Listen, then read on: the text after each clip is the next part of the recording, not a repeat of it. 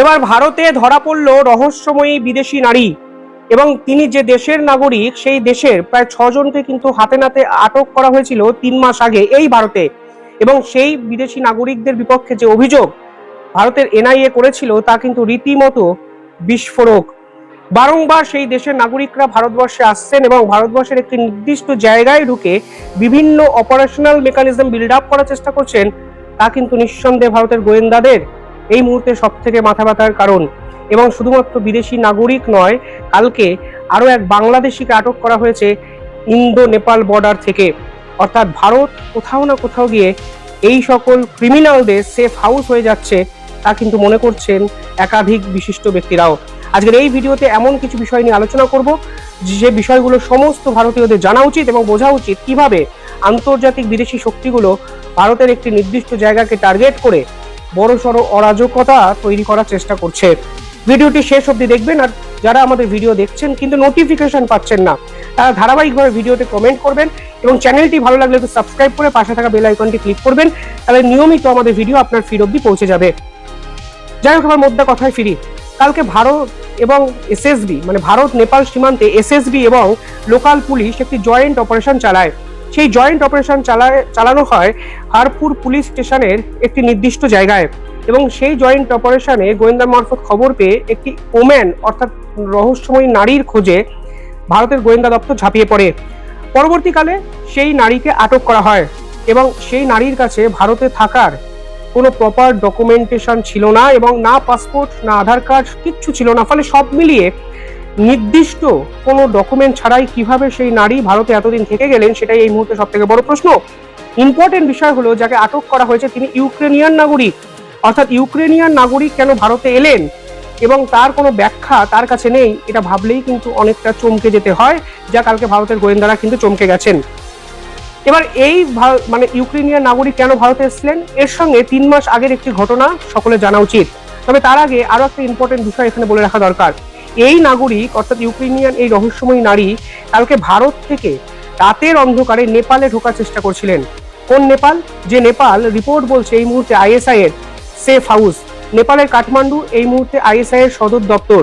এবং যেহেতু নেপাল এবং ভারতের মধ্যে কমিউনিকেশন সেন্টারটি একটু দুর্বল অন্যান্য বিভিন্ন সীমান্ত থেকে, তাই নেপাল সীমান্ত দিয়ে আইএসআই তাদের এই সকল অ্যাসেটকে প্ল্যান করার চেষ্টা করে এবং ভারতবর্ষের যেখানে যেখানে আন্দোলন হয় বিক্ষোভ হয় সেখানে এই সকল নাগরিকরা পৌঁছে যান এবং নেপাল বর্ডার থেকে ভারতে ঢোকেন এবং ভারতে কাজ মিটিয়ে তার নেপালে ফিরিয়ে দেওয়ার চেষ্টা করেন। তা একাধিক রিপোর্টে বহুবার বেরিয়েছে। দ্বিতীয়ত হলো কালকে রক্সাল মত্রী ব্রিজ, এখানে এক বাংলাদেশিকে হাতে নাতে আটক করা হয়। 28 বছরের এক বাংলাদেশি তরুণ কেন ভারতবর্ষে এসেছেন তার কোনো সদুত্তর তিনি দিতে পারেননি। তার নাম মোহাম্মদ সাইম হোসেন। তিনি ঢাকার বাসিন্দা এবং তিনিও নেপালে যাওয়ার চেষ্টা করছিলেন।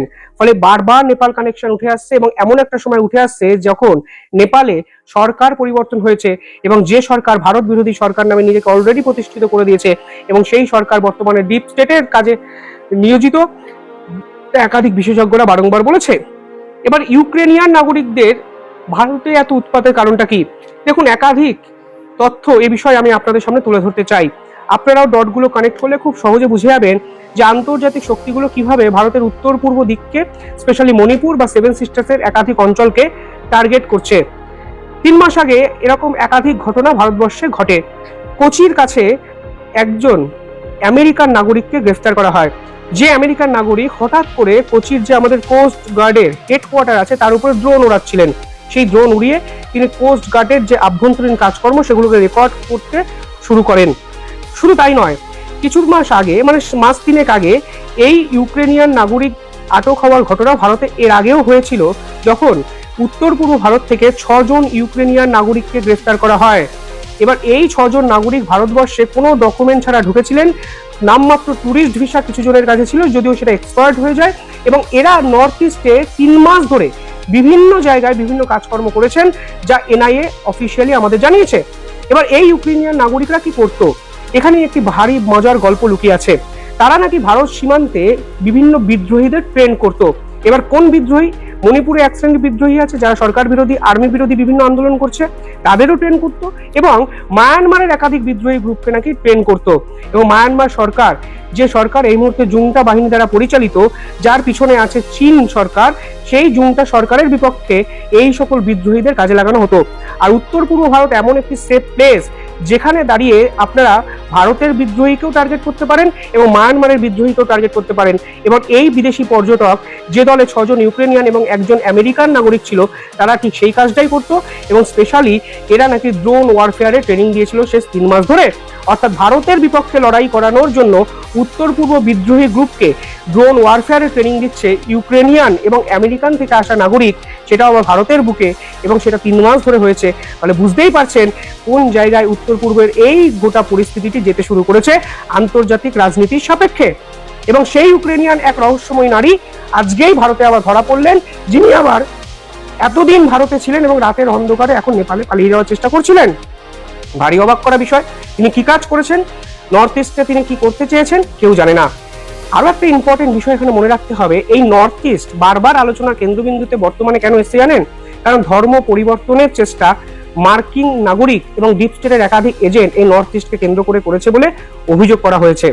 একাধিক এনজিও যা নর্থ ইস্টের কার্যকারিতা চূড়ান্ত, সেই এনজিও মারফত বিপুল পরিমাণে টাকা বিদেশ থেকে এসছে এবং গ্রাউন্ড লেভেলে টাকা ছড়িয়ে দেওয়া হয়েছে। বহুজনকে হিন্দু নাগরিক থেকে খ্রিস্টান ধর্মাবলম্বী মানুষ বানিয়ে দেওয়ার চেষ্টা করা হয়েছে। এবং সব মিলিয়ে সরকার বিরোধী আন্দোলনে এই সকল ব্যক্তিদের কাজে লাগানোর চেষ্টা নর্থ ইস্টে লাগাতারভাবে শেষ 1 বছর হয়েছে বলে আমরা বিভিন্ন ক্ষেত্রে খবর পেয়েছি। এবং এই নর্থ ইস্টই আমরা দেখেছিলাম মার্কিন সেনাবাহিনীর এক প্রাক্তন সদস্য এসে এই বিদ্রোহী গ্রুপগুলোর হাতে জ্যাকেট সরবরাহ করছেন, অস্ত্র তুলে দিচ্ছেন। আর এই নর্থ ইস্টেই বারবার ইউক্রেনিয়ান নাগরিক আটক হচ্ছে, আমেরিকান নাগরিক আটক হচ্ছে। আরো একটা গুরুত্বপূর্ণ তথ্য আপনারা হয়তো অনেকেই শুনেছেন, একটু রিভাইভ করে দিতে চাইছি, কারণ 2 মাস আগের কথা। ভারতেই মার্কিন নাগরিক ভ্যান ডিক কিন্তু অ্যারেস্ট হন। এই ভ্যান ডিক অত্যন্ত গুরুত্বপূর্ণ এবং রহস্যজনক এক ব্যক্তিত্ব, যিনি ইরাক ওয়ারের সময় পৌঁছে গেছিলেন। যখন ইরাক কার্যত সিভিল ওয়ারে উত্তপ্ত, তখন দেখা গেছিল, এবং ইউক্রেন যুদ্ধের সময় দেখা গেছিল, কঙ্গোতে দেখা গেছিল। যেখানেই আমেরিকা বিভিন্ন যুদ্ধে জড়িয়ে পড়ে, ঠিক তখনই ভ্যান ডিক নামক এক ব্যক্তি পৌঁছে যান। তিনি আসলে আমেরিকার ডিসি কনসালটেশন যে ফার্ম আছে, যা বিভিন্ন ধরনের অস্ত্র পরিচালনা শেখায়, তার নাকি মালিক। এই ব্যক্তি কি করে জানেন? যেখানে যেখানে বিদ্রোহ হয়, যেখানে যেখানে এই সকল বিদ্রোহী গ্রুপের জন্ম হয় সরকারের বিপক্ষে, তাদেরকে নাকি ফ্রিতে ট্রেনিং প্রোভাইড করতে পৌঁছে যান। ইরাক সিভিল ওয়ারে করেছেন, ইউক্রেন রাশিয়া যুদ্ধের সময় ইউক্রেনের সেনাবাহিনী ট্রেনিং দিয়েছেন, এবং সেই ব্যক্তির কাজই হলো সেটা। পেশায় তিনি বলেন নিজেকে ফিল্ম শুটার, ডিরেক্টর, ভিডিওগ্রাফার, কিন্তু আলটিমেটলি আমেরিকা যে সকল দেশে সরকার পরিবর্তন করেছে, সেই সকল দেশেই এই ভ্যান ডিক নামক ব্যক্তি পৌঁছে গেছেন। যে ভ্যান ডিক ভারতবর্ষের নর্থ ইস্ট এবং মণিপুরে এসেছিলেন, এখন এনআইএ বা অজিত দোভালের হাতে গ্রেফতার। ফলে সব মিলিয়ে উত্তর পূর্ব ভারতকে নিয়ে চিন্তা ক্রমশ বাড়ছে। কারণ উত্তর পূর্ব ভারতে কিছুদিন আগেই আপনারা দেখেছেন বাংলাদেশ থেকে বিপুল পরিমাণে অস্ত্র ঢোকানোর চেষ্টা করা হয়েছিল। অর্থাৎ Bangladesh, Pakistan, Nepal, ISA, America, Ukraine, গোটা বিশ্বের নজর এখন উত্তর পূর্ব ভারতে। এবং এই অঞ্চলে ক্রমাগত যে বিদ্রোহ বাড়ছে, সরকার বিরোধী আন্দোলন বাড়ছে, মণিপুরকে কেন্দ্র করে ইন্টারনাল পলিটিক্যাল রাজনীতি, পলিটিক্যাল সিনারিও চেঞ্জ হচ্ছে, ঠিক সেটাকেই কিন্তু কাজে লাগানোর চেষ্টা করছে আন্তর্জাতিক ষড়যন্ত্রকারীরা। আজকের ঘটনায় কিন্তু ফের একবার স্পষ্ট হয়ে গেল। অর্থাৎ ঠিক 1 সপ্তাহ আগে বিপুল পরিমাণে অস্ত্র বাংলাদেশ থেকে ঢোকানোর পর আজকে রহস্যময় নারী নেপালে যাওয়ার চেষ্টা করলেন। 2-4 করাটা কি খুব কঠিন হচ্ছে? আমার মনে হয় নয়। 3 মাসে অন্তত এই ধরনের ঘটনা 10 থেকে 12টি আমি আপনাদের সামনে নিয়ে এলাম, যেগুলো প্রত্যেকটির সঙ্গে প্রত্যেকটির ইন্টারলিঙ্কড। যাই হোক, আপনারা কিভাবে দেখছেন কমেন্টে জানাবেন। আর 2026 সালের বিধানসভা নির্বাচন পশ্চিমবঙ্গের রাজনৈতিক মানচিত্রকে যাকে বলে একেবারে তছনছ করে দিয়েছে। তৃণমূল কংগ্রেসের পতন ঘটেছে আর ক্ষমতা দখল করেছে ভারতীয় জনতা পার্টি। কিন্তু এখানেই শেষ নয়। রাজপাট থেকে তৃণমূল কংগ্রেসের বিদায়েই শেষ হয়নি রাজনীতি। নির্বাচনের পর মমতা ব্যানার্জির দল অন্তর্কলহে কার্যত মুছে যাওয়ার জোগাড়, যার তুলনায় ব্যবহার করা যায় একটা মাত্র শব্দবন্ধ, সেটা হলো রাজনৈতিক মহাপ্রলয়। আর এই রাজনৈতিক মহাপ্রলয়ের পর পর্দার আড়ালে শুরু হয়েছে এক নতুন খেলা। পশ্চিমবঙ্গের 30% মুসলিম ভোট ব্যাংক, যা এতদিন তৃণমূলের শক্তির প্রধানতম উৎস ছিল, তা এখন কোন দিকে যাবে? কোন রাজনৈতিক দলের ছত্রছায়ায় আশ্রয় নেবে তারা, যখন রাজ্যের মুসলমানরা প্রায় দিশেহারা অবস্থায়, ঠিক এই সময়ই ভেসে আসছে এক চাঞ্চল্যকর খবরটি হলো কলকাতার বাংলাদেশ হাই কমিশনের ব্যবস্থাপনায় দুজন ব্যক্তি, যারা আদতে বাংলাদেশের জামায়াতে ইসলামের সঙ্গে যুক্ত, তাদের তাত্ত্বিক নেতা, তারা এসেছেন কলকাতায় অত্যন্ত সংগোপনে বৈঠক করেছেন বামফ্রন্টের নয়, সিপিএম এর দুই শীর্ষ নেতার সঙ্গে। কি কথা হলো সেই বৈঠকে? বাম আইএসএফ আর ওপার বাংলার ইসলামী শক্তি কি হাত মেলাচ্ছে বাংলায় বিজেপির রথ থামাতে, বিজেপিকে চ্যালেঞ্জ ছুড়ে দিতে? আজ আমরা করব এই খবরের কাটাছেঁড়া। স্কিপ না করে পুরো ভিডিওটি দেখুন, কারণ এটা একটি ভয়ঙ্কর খবর দিচ্ছে। আজ অনেক গোপন তথ্য আপনাদের সামনে নিয়ে আসব। প্রিয় দর্শক, গত এক দশক ধরে পশ্চিমবঙ্গের রাজনীতিতে একটা কথাই প্রচলিত ছিল, সংখ্যালঘু ভোট যার, আরো বাংলা করে বলি মুসলমান ভোট যার, নবান্ন দখলে তার। মমতা ব্যানার্জির তৃণমূল কংগ্রেস এই সমীকরণকে ঢাল বানিয়ে রাজত্ব করেছে গত 15 বছর, কিন্তু 2026-এর নির্বাচনে সেই দুর্গে ফাটল ধরেছে। একটা অংশের মুসলিম ভোটার, বিশেষ করে যুব সমাজ, তারা উন্নয়ন আর চাকরির স্বার্থে বিজেপির দিকে ঝুঁকেছে। এদের সঙ্গে আছে মুসলিম মহিলারাও, তাদেরও একটা অংশ।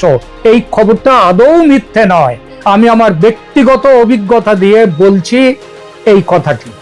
কিন্তু তাদের সংখ্যা যে আদৌ বেশি নয় এটাও সত্যি। বিজেপির বিপুল জয়, 2/3 জয়ের বড় কারণ হলো হিন্দু ভোটের মেরুকরণ। মুসলিম ভোটে চিরকালই মেরুকরণ ছিল, কিন্তু রাজ্যে হিন্দু ভোটের মেরুকরণ এই প্রথম। আর এটাই মুসলিম সমাজের, মুসলিম সম্প্রদায়ের দুশ্চিন্তার কারণ হয়েছে। যে যাই বলুক, যতই সম্প্রীতির গান গাওয়া হোক, মুসলিম মানসিকতায় হিন্দু বিদ্বেষ স্থায়ী আসন নিয়েছে, বিশেষত ভারতে, এবং ভারতের বাইরে নয় পশ্চিমবঙ্গ। তাই পশ্চিমবঙ্গেও এই হিন্দু বিদ্বেষ একটা আছেই। রাজনৈতিক দলগুলো ভোট ব্যাংকের স্বার্থে এই মানসিকতাকে তোষণ করে গেছে।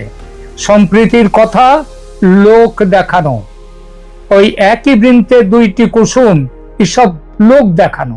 আর এই কারণেই রাজ্যের মুসলিম সম্প্রদায় মমতার পতনের পর নতুন ছাতার সন্ধানে আছে। একটা ক্ষুদ্র অংশ তাদের স্থানীয়ভাবে ঝুঁকেছে হুমায়ুন কবিরের আম জনতা উন্নয়ন পার্টির দিকে, কিন্তু পুরো রাজ্যে ছাতা দেয়া সহজ নয়। সে যোগ্যতা এবং ক্ষমতা হুমায়ুন কবিরের নয়। ফলত মুসলিমদের বিপুল অংশ, যারা বিজেপিতে যাওয়ার কথা ভাবতেও পারে না, মানসিকভাবে যারা বিজেপির তীব্র বিরোধী, তৃণমূল ভেঙে যাওয়ার পর তারা এখন আশ্রয়হীন। ঠিক এই শূন্য স্থানেই এন্ট্রি নিতে চাইছে সিপিআইএম ও আইএসএফ।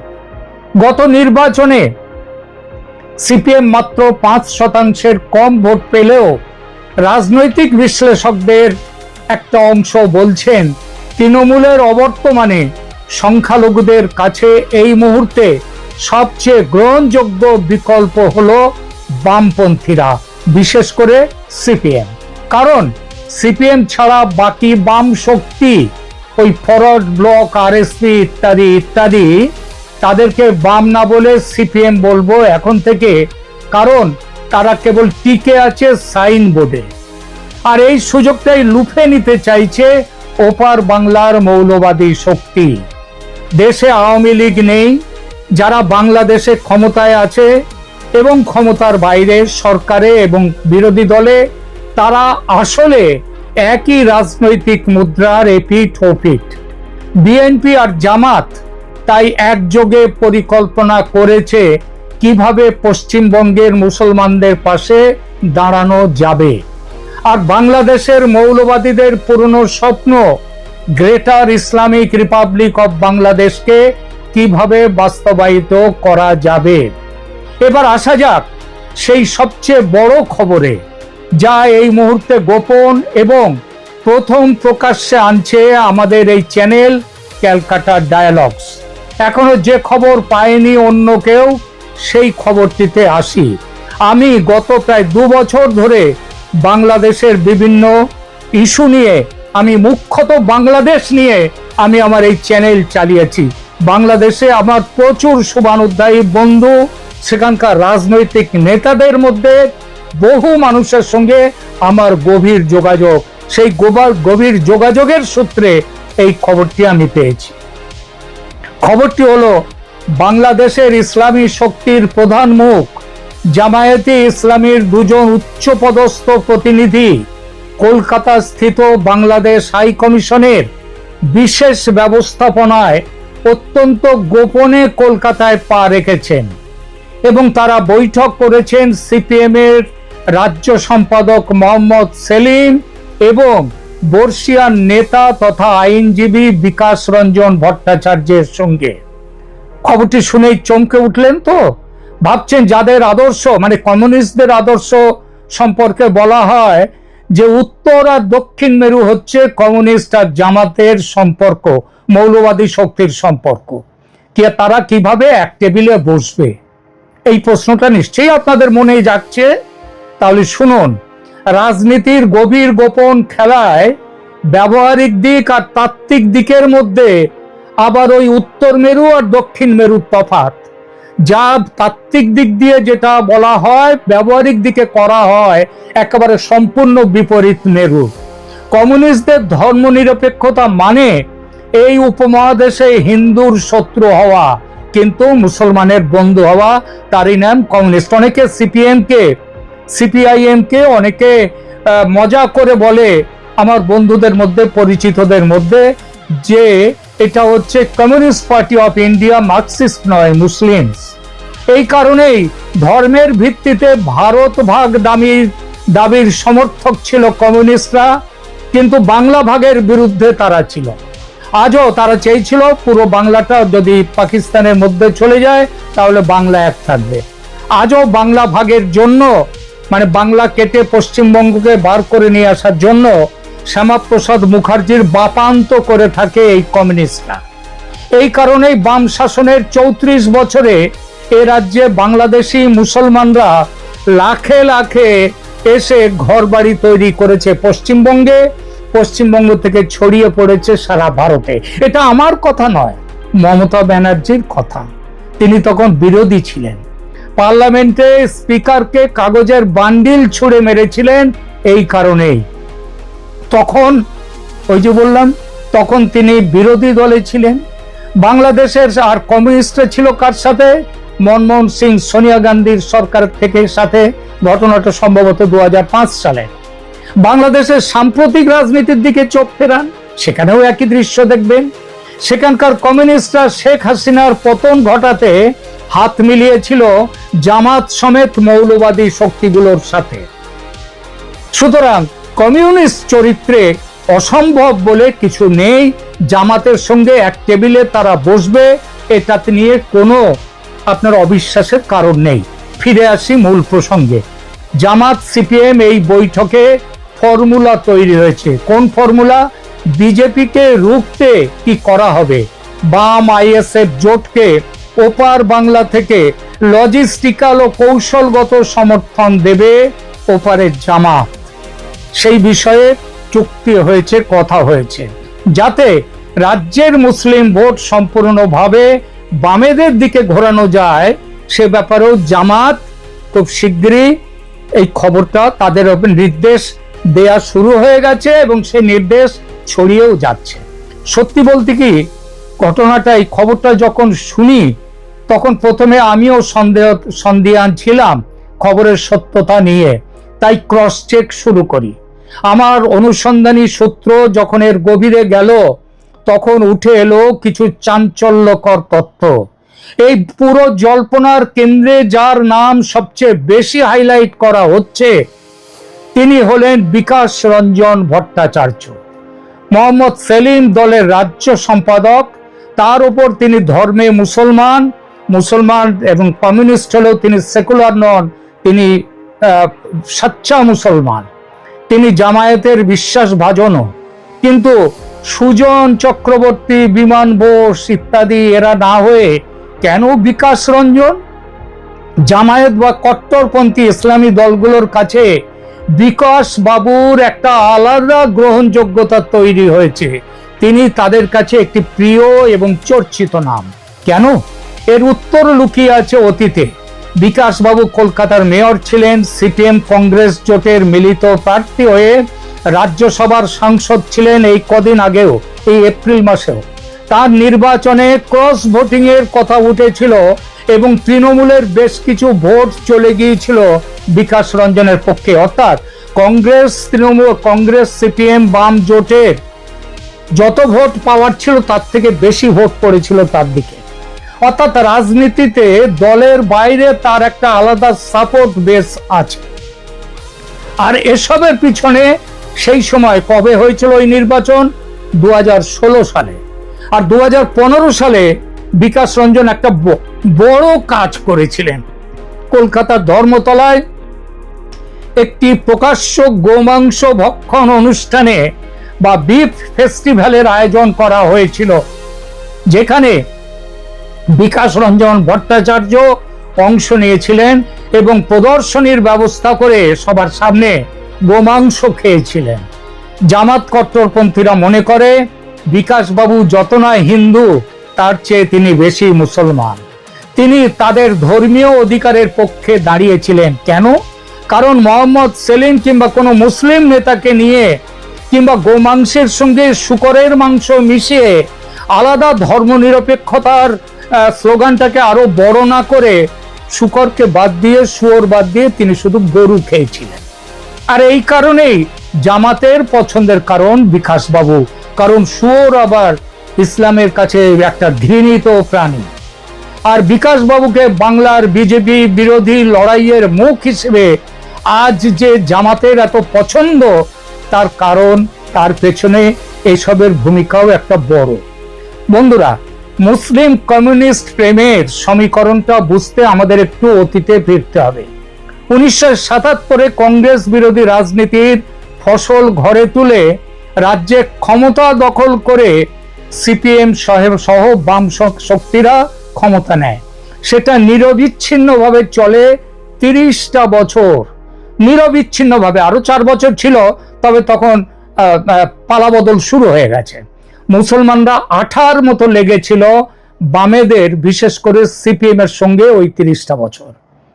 রাজ্যে মুসলমানদের ক্ষমতায়নের পেছনে সবচেয়ে বেশি যোগদান ছিল কমিউনিস্টদের। একেবারে গ্রাম থেকে শুরু করে, পঞ্চায়েত থেকে শুরু করে মিউনিসিপ্যালিটি, কর্পোরেশন, সর্বত্র জনপ্রতিনিধি মুসলিমরা খুব কম করে হলেছিল 70 থেকে 80 ভাগ। পরিবর্তন এলো 2007-এ। 2007 সালের নন্দীগ্রাম আন্দোলন এবং রিজওয়ানুর রহমানের রহস্য মৃত্যুর পর বামেদের থেকে মুসলিম ভোট সম্পূর্ণ ঘুরে গিয়েছিল তৃণমূলের দিকে। তৎকালীন সময়ে গুঞ্জন উঠেছিল যে বামফ্রন্টকে ক্ষমতাচ্যুত করতে বাংলাদেশের জামাত এবং কিছু কট্টরপন্থী সংগঠন পর্দার আড়ালে কলকাঠি নেড়েছিল মমতা ব্যানার্জির হয়ে। কারণ জামাত ও ইসলামী শক্তি বুঝেছিল সিপিএম এর দিন চলে যাচ্ছে, বিকল্প আসছেন মমতা ব্যানার্জি। মমতা ব্যানার্জি তৃণমূল বিকল্প হয়ে আসছে। সিপিএম কে হঠাতে, বিশেষ করে বুদ্ধদেব ভট্টাচার্য কমিউনিস্টদের চিরাচরিত ধ্বংসের রাজনীতি ছেড়ে ওই সিঙ্গুর নিয়ে যে সৃষ্টির রাজনীতি করতে গিয়েছিলেন, সেই সৃষ্টির রাজনীতির লাইন নেওয়াটাকে ভারত বিরোধী শক্তি ভালো চোখে দেখেনি। আর মমতা সেই সুযোগ চমৎকার ব্যবহার করেছেন। তিনি চীনের দালাল মাওবাদীদের সঙ্গে গোপন সমঝোতা করেন, বাংলাদেশের জামাতের প্রতিনিধিদের সঙ্গে গোপন বৈঠক করেন, মাওবাদীদের মতো জামাত ও মমতাকে আশ্বস্ত করে মুসলমান ভোটের ব্যাপারে, আর তাই সিপিএম এর পতন ঘটতে দেরি হয়নি। ভোটের পরে মাওবাদী নেতা তাকে হত্যা করিয়েছেন মমতা, কিন্তু মুসলমানও তো একটা নেতাকে হত্যা করেছেন, কিন্তু মুসলমানদের তিনি দুধেল গাই বলে কোলে টেনে নিয়েছেন। পশ্চিমবঙ্গের রাজনীতির চাকা সেই তখনই ঘুরে যায়। আবার বর্তমানে রাজনীতির চাকা ঘোরাতে জামাত আবার সক্রিয় হয়েছে। জামাত বুঝেছে তৃণমূল কংগ্রেসের যে হাল, তাতে মমতার ফিরে আসার সম্ভাবনা নেই বললেই চলে। তাই মুসলমানদের অধিকার রক্ষায় তারা ফিরে এসেছে সিপিএম এর কাছে। উদ্দেশ্য সিপিএম এর নেতৃত্বে কংগ্রেস, আইএসএফ, অন্যান্য বিজেপি বিরোধী দলকে এক ছাতার তলায় নিয়ে এসে মুসলমানদের স্বার্থ সুরক্ষিত রাখার ব্যবস্থা করা। 30% মুসলিম ভোট যাতে রাজ্যের ক্ষমতার মূল অংশীদার আবার হয়ে ওঠে, সেই ব্যবস্থা করা। কারণ এই বিকল্প শক্তি জানে হিন্দু ভোটের যে মেরুকরণ হয়েছে এই রাজ্যে, সেই মেরুকরণ ক্ষণস্থায়ী হবে। আর জামাত লম্বা রেসের ঘোড়া, ওরা অপেক্ষা করতে জানে, ঠিক সময়ে ঝাঁপাতে জানে। সেটা বাংলাদেশে দেখা গেছে। বাঙালি হিন্দুর মানসিকতায় কমিউনিস্ট ভাবাদর্শ এত প্রবলভাবে বসে আছে যে 26-এর এই মানসিকতা, এই হিন্দুত্বের দিকে শিফট, এটা বেশি দিন থাকবে না। মমতার দুর্নীতি ও কুশাসন এই অবস্থার জন্য দায়ী। বিজেপির প্রতি ভালোবাসার হানিমুন পিরিয়ড কাটলেই বামেরা মঞ্চে ফিরবে, আর বামেরা ফিরলে আবার ফিরবে ইসলামী প্রভুত্ববাদ পশ্চিমবঙ্গের রাজনীতিতে। তাহলে কি ঠিক হয়েছে জামাত সিপিএম বৈঠকে? আবার বলি, অত্যন্ত গোপনীয় বৈঠক, চারপাশে শক্ত দেয়াল ছিল, খবর বাইরে আসা দায়। তবু কথায় আছে না, দেয়ালেরও কান আছে। আর সেই দেওয়ালের কান যেটুকু খবর দিয়েছে সেটা এবার বলছি। কিরকম খবর? 1, বিজেপির বিরুদ্ধে সর্বাত্মক লড়াইয়ের ফ্রন্ট খোলা হবে সিপিএম এর নেতৃত্বে। জামাতের নেতৃত্বে মুসলমানরা সিপিএম কে সাপোর্ট দেবে। 2, ইসলামী শক্তির হেডকোয়ার্টার থেকে রাজ্যের সমস্ত বিজেপি বিরোধী শক্তিকে নির্দেশ দেওয়া হবে সিপিএম এর সঙ্গে কোঅর্ডিনেট করে সম্মিলিত লড়াইয়ের মঞ্চ গড়ে তোলার জন্য। 3, অর্থায়নের ব্যবস্থা হবে, কারণ টাকা পয়সা ছাড়া রাজনীতি হয় না। জামাত সেই অর্থায়নের ব্যবস্থা করবে। বাংলাদেশে হাসিনা বিরোধী আন্দোলনে যেভাবে অর্থায়ন হয়েছে, এখানেও সেভাবে টাকা আসবে। আপনারা জানেন বাংলাদেশে যে হাসিনা পতনে টাকা ঢেলেছিল, সেটা হচ্ছে ডিপ স্টেট, জর্জ সোরোসের ডিপ স্টেট। কাদের মাধ্যমে? ওই জামাতের মাধ্যমে তারা ঢেলেছিল। এবং মনে রাখবেন, জামাত কিন্তু আমেরিকার চোখে তাদের পজিশন কিন্তু বিএনপির মতনই নয়, বিএনপির থেকেও ওপরে। সুতরাং এই টাকা আসবে ডিপ স্টেট, মানে আমেরিকা থেকে টাকা আসবে সিপিএম এর নেতৃত্বে মুসলমানদের একজোট করা, বিজেপি বিরোধী শক্তিকে এই রাজ্যে প্রতিষ্ঠিত করা। আলোচনা এবার শেষ করি। পশ্চিমবঙ্গের রাজনীতিতে মুসলিম ভোট ব্যাংক এখন এক চরম সন্ধিক্ষণে দাঁড়িয়ে। তৃণমূলের পতনের পর এই ভোট ব্যাংককে নিজেদের দিকে টানতে সিপিএম, আইএসএফ ইত্যাদিরা এদের জোট যেমন চেষ্টা করবে, তেমনি বিজেপিও চাইবে মুসলমানদের একটা অংশকে নিজেদের জাতীয়তাবাদী স্রোতে সামিল করতে। এবং সেই প্রক্রিয়া কিন্তু বিজেপি শুরুও করে দিয়েছে। কতটা সাফল্য আসবে সেটা ভবিষ্যৎ বলবে। জামাতের সাথে গোপন বৈঠকের এই খবরের সত্যতা নিয়ে কেউ সন্দেহ করতেই পারে, কিন্তু বাংলার মাটিতে বিজেপি বনাম বাম আইএসএফ এই লড়াই জামাতকে পেছনে রেখে আগামী দিনে আরো তীব্র হতে চলেছে, তাতে কোনো সন্দেহ নেই। আপনার কি মনে হয়, সিপিএম আর আইএসএফ এবং কংগ্রেস এবং বিজেপি বিরোধী সামগ্রিক রাজনৈতিক শক্তি, তারা কি পারবে তৃণমূলের ফেলে যাওয়া শূন্যস্থান পূরণ করতে? তৃণমূল কি তাদের জায়গা ছাড়বে? বিকাশ রঞ্জন ভট্টাচার্য কি সত্যিই পারবেন বিজেপি বিরোধী লড়াইয়ে সেই লড়াইয়ের প্রধান মুখ হতে? আপনার মূল্যবান মতামত নিচে কমেন্ট করে জানান। ভিডিওটি ভালো লাগলে লাইক করুন, বন্ধুদের সাথে শেয়ার করুন, আর এই ধরনের অনুসন্ধানী রিপোর্টের জন্য আমাদের চ্যানেলটিকে এখনই সাবস্ক্রাইব করুন, পাশে থাকুন।